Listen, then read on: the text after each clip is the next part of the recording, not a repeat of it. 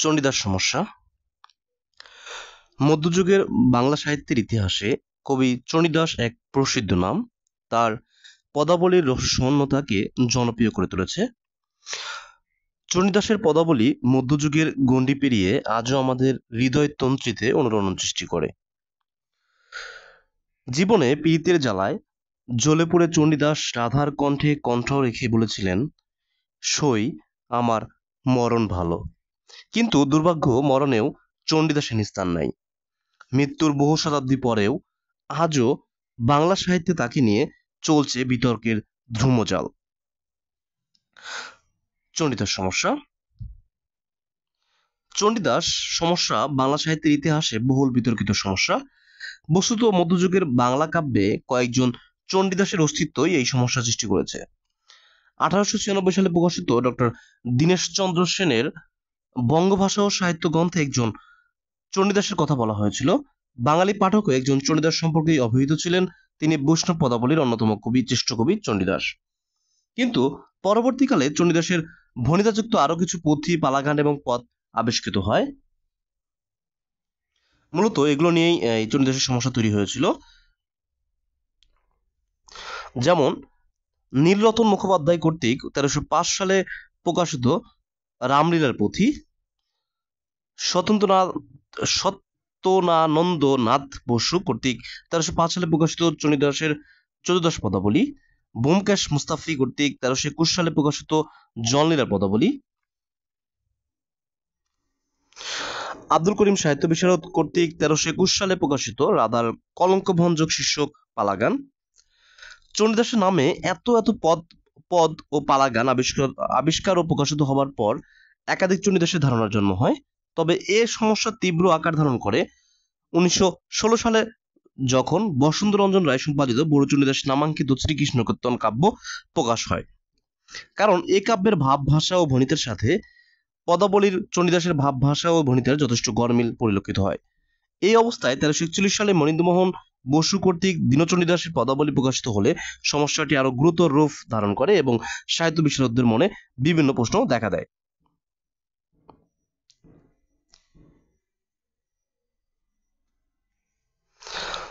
চণ্ডীদাস কি একজন? না হলে চণ্ডীদাস কয়জন? দুইজন না ততোধিক? চৈতন্য পূর্ববর্তী কে আর পরবর্তী বা কে?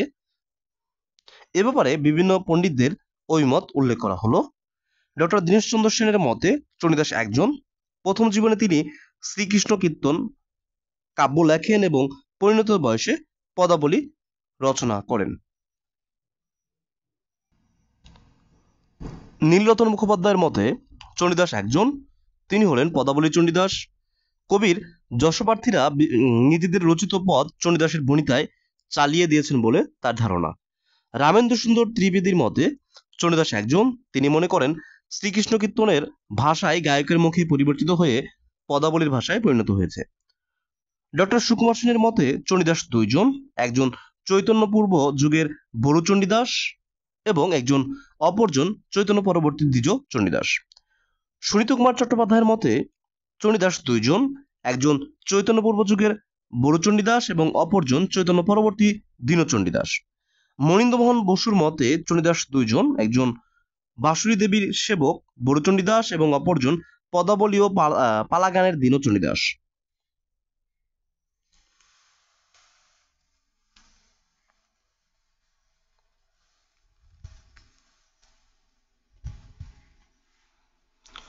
ডক্টর মোহাম্মদ শহীদুল্লাহর মতে চণ্ডীদাস তিনজন, বড় চণ্ডীদাস, দ্বিজ চণ্ডীদাস এবং দীন চণ্ডীদাস।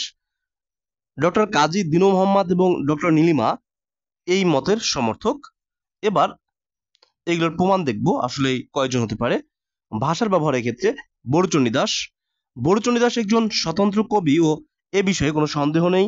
শ্রীকৃষ্ণ কীর্তন কাব্যের ভাব ভাষা ও ভণিতা পর্যালোচনা করলেই এ বক্তব্য সুস্পষ্ট হবে।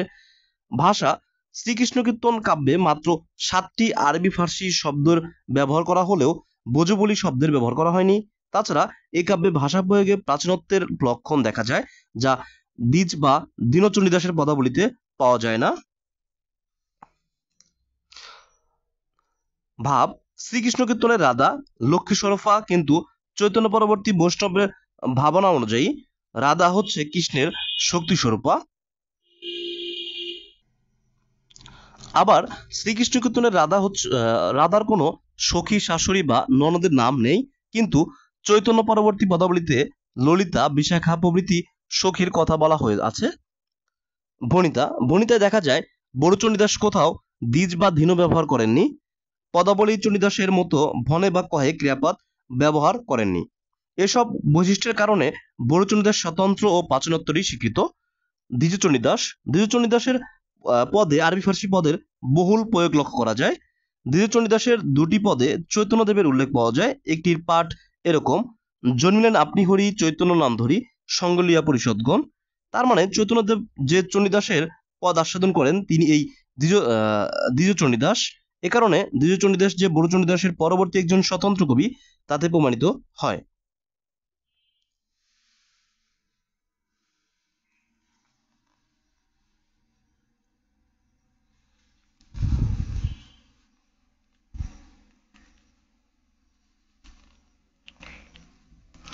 দীনচণ্ডীদাস তিনি ভোজবলিতে পদ রচনা করেন। বড় চণ্ডীদাস বা দ্বিজ চণ্ডীদাস কেউই ভোজবলিতে পদ রচনা করেননি। দীনচণ্ডীদাসের প্রমাণিক ভণিতায় বাসুলী দেবীর উল্লেখ নেই, কিন্তু বড়ু এবং দ্বিজ চণ্ডীদাস দুজনে বাসুলী দেবীর সেবক ছিলেন। আবার দীনচণ্ডীদাস একটি ধারাবাহিক কৃষ্ণলীলা বা কাব্য রচনা করেছিলেন, কিন্তু দ্বিজ চণ্ডীদাস বিচ্ছিন্ন পদাবলীর ভিন্ন অন্য ধারাবাহিক কৃষ্ণলীলা কাব্য রচনা করেননি। মনীন্দ্রমোহন বসুর মতে 1700 খ্রিস্টাব্দ থেকে 1750 খ্রিস্টাব্দের মধ্যে দীনচণ্ডীদাসের পদাবলী প্রসিদ্ধি লাভ করেছিল। ডক্টর মোহাম্মদ শহীদুল্লাহ মতে দীনচণ্ডীদাসকে 17 শতকের প্রথমার্ধের লোক বলে মনে করেন তিনি। হরেকৃষ্ণ মুখোপাধ্যায় প্রমাণ করেছেন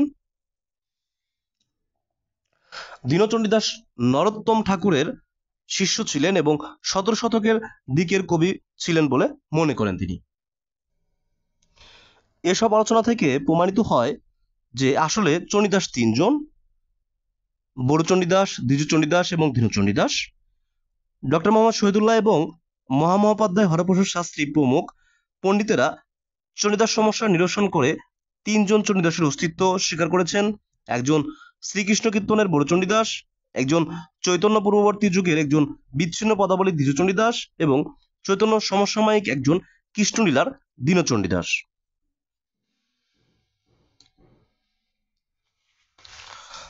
আমি এই মতামতকে যুক্তিযুক্ত মনে করি, কারণ এক চণ্ডীদাস ও তিনের অধিক চণ্ডীদাসের পক্ষে প্রয়োজনীয় প্রমাণাদি এখনো অনুপস্থিত।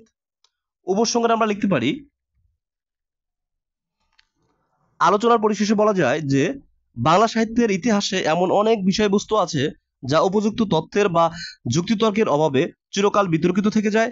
এইসব ক্ষেত্রে যুক্তিতর্কের অবতারণা করে সমাধানকল্পে পণ্ডিতেরা হয়তো এগিয়ে এসেছেন, আর এতে সমস্যার কিছুটা সমাধান হলেও জটিলতা ও রহস্যময়তা থেকেই যায়। বাংলা সাহিত্যে চণ্ডীদাস সমস্যা এরকম একটি রহস্যময় জটিল সমস্যা। ভিডিওটি দেখার জন্য ধন্যবাদ।